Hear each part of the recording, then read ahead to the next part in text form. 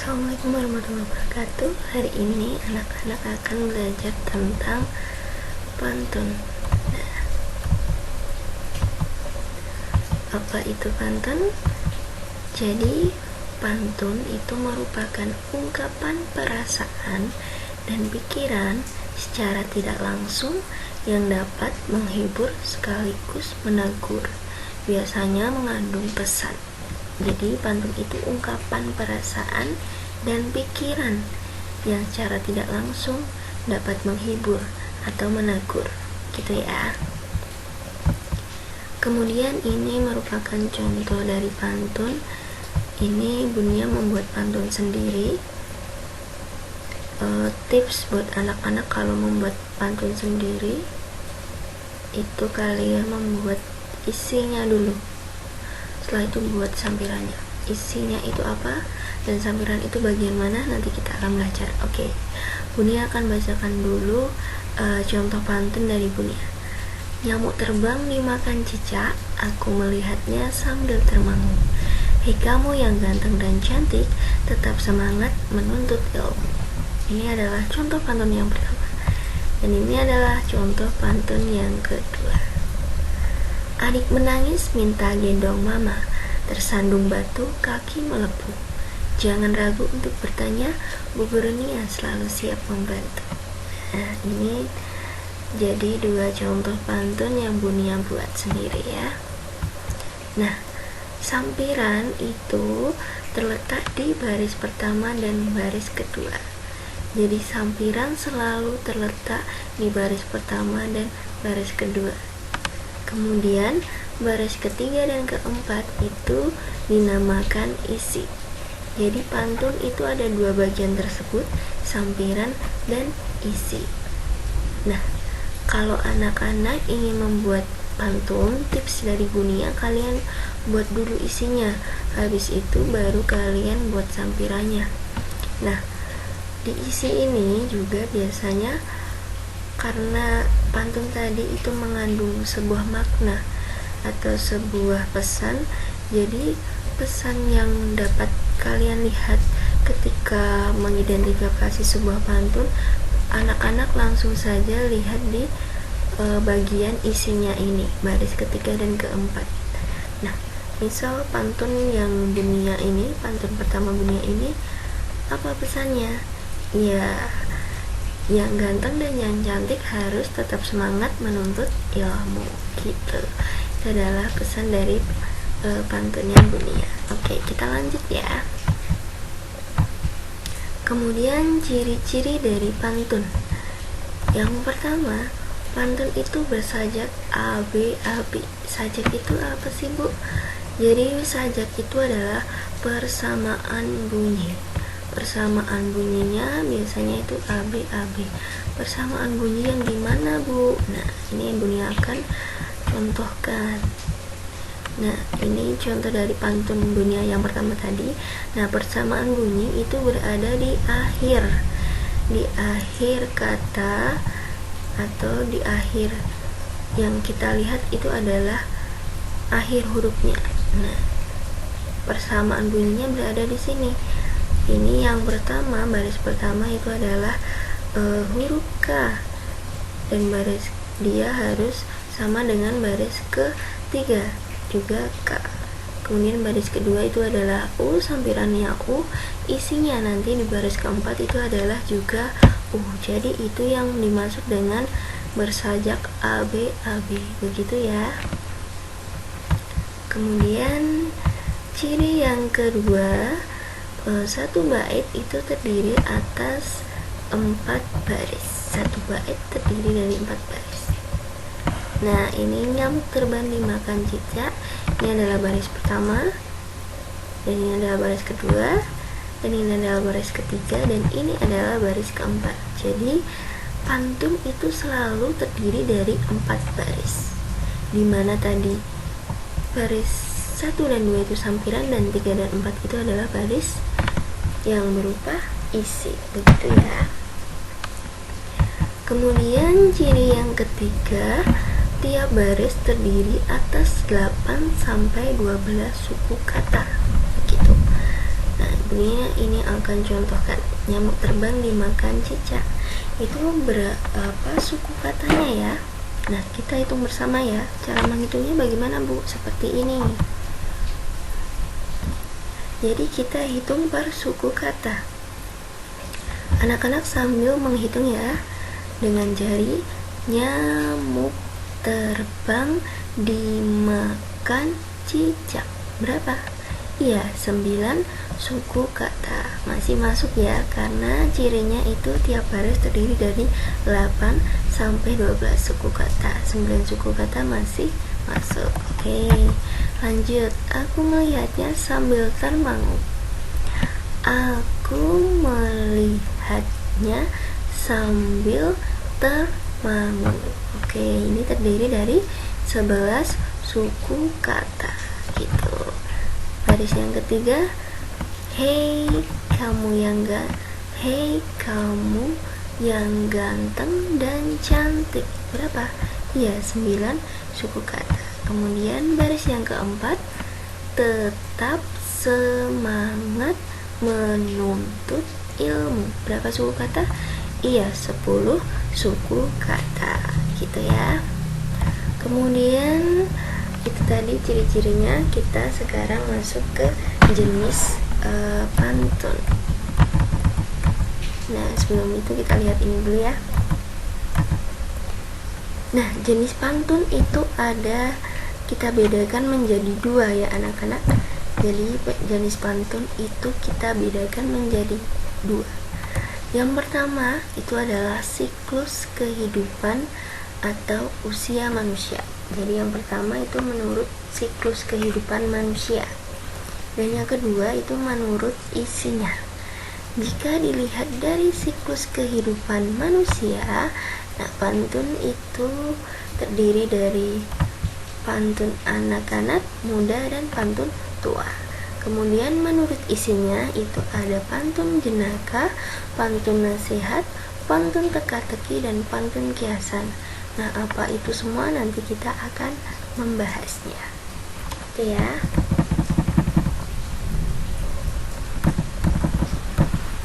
Nah, yang pertama kita akan membahas tentang menurut siklus kehidupan manusia. Itu tadi digolongkan menjadi 3 bagian ya anak-anak. Yang pertama itu tadi pantun kanak-kanak. Nah, pantun kanak-kanak ini merupakan pantun yang kaitannya dengan masa kanak-kanak, yang nanti akan menggambarkan makna sukacita maupun duka cita. Jadi tentang kehidupan anak-anak. Nanti Bunia akan memberikan contohnya. Kemudian yang kedua tadi adalah pantun muda. Nah, kalau pantun muda ini mengenai kehidupan masa muda. Nah, nanti berisi atau bermakna tentang perkenalan, hubungan asmara, rumah tangga, perasaan, kasih sayang, iba, iri, dan nasib gitu ya. Kemudian pantun tua ini pantun mengenai orang tua, budaya, agama, dan nasihat. Jadi nanti isinya seperti itu. Tapi kebanyakan pantun tua itu nanti berisi pantun nasihat seperti itu ya. Kemudian setelah tadi menurut siklus kehidupan manusia, ini sebelum itu kita bahas dulu contohnya ya. Ini adalah contoh pantun dari kanak-kanak. Terbang rendah burung kutilang, hinggap di dahan sambil menoleh. Hatiku senang tidak kepalang, ayah pulang membawa oleh-oleh. Nah, ini tentang pantun kanak-kanak. Isinya tentang apa? Nah, isinya bisa kita lihat di baris ketiga dan keempat. Apa? Hatinya sangat senang karena ayah pulang membawa oleh-oleh. Siapa sih anak-anak yang tidak senang ketika dibawakan oleh-oleh oleh ayahnya? Pasti semuanya senang ya. Nah, ini merupakan contoh pantun dari kanak-kanak. Jadi tentang kehidupan kanak-kanak. Nah, selanjutnya contoh pantun muda. Hujan turun rintik-rintik, ada bubuk di tepi sawah. Wahai Dinda berwajah cantik, bolehkah Kanda main ke rumah? Gitu ya. Nah, ini kita bisa lihat isinya tentang apa atau pesannya tentang apa itu di baris ketiga dan keempat. Apa? Wahai Dinda berwajah cantik, bolehkah Kanda main ke rumah? Nah, ini tentang merayu. Jadi seorang pemuda yang sedang merayu seorang Dinda, begitu ya. Kemudian kita lanjut ke contoh pantun tua. Nah, enak benar tinggal di batu jajar, segar udaranya, indah dan bermain. Anak sekolah rajinlah belajar, agar cita-citanya kelak tercapai. Nah, ini contoh dari pantun tua yang berisi tentang nasihat. Kita bisa lihat isinya pantun ini apa sih? Ya, ini adalah tentang apa? Ya, betul sekali. Tentang anak sekolah yang harus rajin belajar. Agar apa? Agar cita-citanya dapat tercapai. Begitu ya.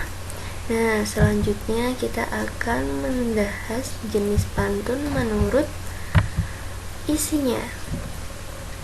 Tadi menurut isinya kita bedakan menjadi 4 pantun ya. Kita bedakan menjadi 4 pantun. Ada pantun jenaka. Jenaka itu lucu. Jadi pantunnya ini tentang hal-hal lucu dan menarik. Jadi pantun jenaka itu adalah pantun yang lucu. Kemudian yang kedua itu adalah pantun nasihat. Nah, pantun ini berisi tentang nasihat dengan tujuan mendidik dan memberi nasihat moral, budi pekerti, dan lainnya. Kemudian yang ketiga itu ada pantun teka-teki. Berisikan teka-teki dan pendengar atau pembaca diberi kesempatan untuk menjawab atau membalas teka-teki pantun tersebut. Jadi pantun teka-teki nanti dia bisa ditebak ini tuh apa sih gitu. Jadi dia membuat pantun teka-teki dan nanti itu bisa ditebak atau dibalas lagi dengan sebuah pantun. Nah, begitu. Kemudian yang keempat itu adalah pantun kiasan. Pantun ini berisi perumpamaan atau ibarat. Nah, biasanya ini digunakan untuk menyampaikan suatu hal secara tersirat. Jadi tersirat itu tidak nampak atau tidak tertulis. Jadi tidak tertulis tapi dia bisa menggambarkan sebuah makna gitu. Nanti kita lihat contohnya agar lebih jelas ya. Nah, ini pertama itu adalah pantun jenaka. Yang pantun jenaka tadi itu berisi pantun yang lucu ya. Coba kita dengarkan. Kapal berlayar di laut Jawa. Nahkoda mengacungkan jempol. Adik menangis lalu tertawa melihat kakak masih mengompol. Nah, ini pantunnya pantun lucu ya. Masa seorang kakak masih mengompol? Nah, ini adalah pantun lucu, jadi sesuai dengan jenisnya, yaitu pantun jenaka. Kita lanjut. Kemudian yang kedua itu adalah pantun teka-teki. Pantun teka-teki tadi pantun yang bisa kita tebak. Coba kita baca ya. Ari menari, sampur melebar, tersenyum ceria, semua terhibur. Berbadan besar, telinganya lebar, hidungnya panjang, suka menyembur. Coba tebak anak-anak, ini apa? Coba kita lihat di isinya untuk mendapatkan sebuah clue atau sebuah kunci. Berbadan besar, telinganya lebar, hidungnya panjang, suka menyembur. Apa anak-anak ini? Yang badannya besar dan hidungnya panjang, suka menyembur. Apa yo? Iya, benar sekali. Gajah. Jadi itu adalah hewan gajah ya, telinganya besar dan hidungnya panjang. Begitu. Ini merupakan pantun teka-teki. Kemudian yang ketiga itu adalah pantun nasihat. Merah muda baju si bibi, di tangan ada bayam seikat. Masalah warga datang bertubi-tubi, berkumpullah untuk mufakat. Nah, ini adalah jenis dari pantun nasihat. Isinya atau pesannya anak-anak bisa lihat di baris ketiga dan keempat. Jadi ketika warga ada masalah yang secara bertubi-tubi, kita bisa melakukan berkumpul dengan untuk apa? Untuk musyawarah untuk mencapai mufakat. Itu merupakan pantun nasihat. Selanjutnya yang terakhir adalah pantun kiasan. Jadi pantun kiasan ini memiliki pesan yang tidak tersurat, tapi dia tersirat. Jadi coba kita baca. Dalam lisan banyak merenung, lompat tinggi anak tupai. Hendak hati memeluk gunung, apa daya tangan tak sampai. Nah, coba kita lihat isinya, yaitu hendak hati memeluk gunung, apa daya tangan tak sampai. Nah, ini merupakan makna kiasan ya. Jadi hendak hati memeluk gunung, jadi inginnya hati memeluk gunung. Coba kita bayangkan saja, apa bisa kita memeluk gunung dengan sebesar itu gunung. Nah, apa daya tangan tak sampai. Nah, itu tadi. Jadi ada sebuah keinginan, tapi tidak bisa tercapai karena itu sangat mustahil. Masa gunung yang sebesar itu mau dipeluk, kan tidak bisa. Jadi itu maknanya adalah ada sebuah keinginan tapi dia tidak bisa tercapai atau tidak bisa mencapai karena itu adalah sebuah kemustahilan atau tidak bisa tercapai. Itu tadi, itu adalah pantun kiasan. Nah, ini tadi pantun, jenis pantun menurut isinya. Jadi ada pantun jenaka, ada pantun teka-teki, ada pantun nasihat, dan ada pantun kiasan. Begitu ya. Kemudian selanjutnya itu adalah cara mengidentifikasi pantun sesuai dengan ciri-cirinya. Nah, tadi kan kita sudah belajar pantun tuh anak-anak. Belajar pantun yang pertama itu ada 2 bagian ya ciri-cirinya tadi. Baris pertama dan kedua itu adalah merupakan sampiran, ketiga dan keempat itu merupakan isi. Kemudian kita juga belajar tentang satu baris itu terdiri dari berapa satu bait itu terdiri dari berapa baris. Nah, sajaknya itu bagaimana, suku katanya itu bagaimana, dan amanatnya atau pesannya bisa kita cari di mana. Nah, itu tadi kan kita sudah belajar. Nah, kita sekarang akan belajar mengidentifikasi pantun sesuai dengan ciri-cirinya. Saat malas dan tak bertenaga, jangan diam seperti pagar. Sebaiknya lakukan olahraga agar peredaran darah menjadi lancar. Mana yang merupakan sampiran? Iya, benar sekali. Jadi yang merupakan sampiran itu adalah baris 1 dan 2. Kemudian yang baris ketiga dan keempat itu merupakan isi. Begitu. Satu bait ada berapa baris? Ya, ada 4 baris. Saat malas, ini adalah baris pertama. Jangan diam, ini adalah baris kedua. Sebaiknya, ini adalah baris ketiga. Dan agar, ini merupakan baris keempat. Begitu. Kemudian kita akan mengidentifikasi sajak. Sajak tadi apa anak-anak? Iya, persamaan bunyi. Iya, persamaan bunyi. Nah, kita akan mengidentifikasi persamaan bunyinya apakah AB-AB. Nah, kita lihat di baris pertama sajaknya apa? Iya, A. Apakah isinya di baris ketiga juga A? Iya, A. Terus baris kedua sajaknya apa? R. Iya. Baris keempat apakah R? Iya, sama. Jadi ini adalah sajaknya AR, AR. Nah, ini sesuai dengan cirinya pantun tadi, bersajak AB, AB ini atau AR, AR. Begitu. Kemudian suku katanya. Suku kata bisa kita hitung ya.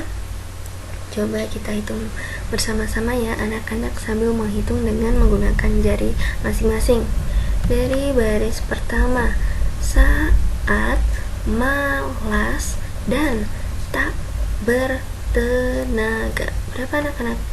Iya, 9 suku kata. Kemudian yang baris kedua, apakah juga 9 suku kata? Coba kita hitung.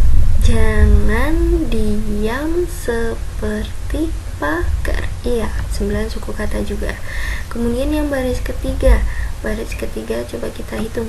Sebaiknya melakukan olahraga. Ya, 9 suku kata juga ya. Kemudian yang baris keempat, agar peredaran darah menjadi lancar. Ya, 9 suku kata juga. Agar peredaran darah menjadi lancar. Agar peredaran darah menjadi lancar. Sepertinya ini lebih dari 9 suku kata ya. Coba nanti anak-anak bisa dikoreksi sendiri ya, ini bunyinya salah. Ini lebih dari 9 suku kata. Coba nanti anak-anak bisa hitung lagi, dikoreksi lagi gitu ya. Kemudian kita cari di amanatnya atau pesannya. Amanat atau pesan itu tadi kita dapat melihat di baris keberapa? Iya, baris ketiga dan keempat. Iya, betul sekali, baris ketiga dan keempat.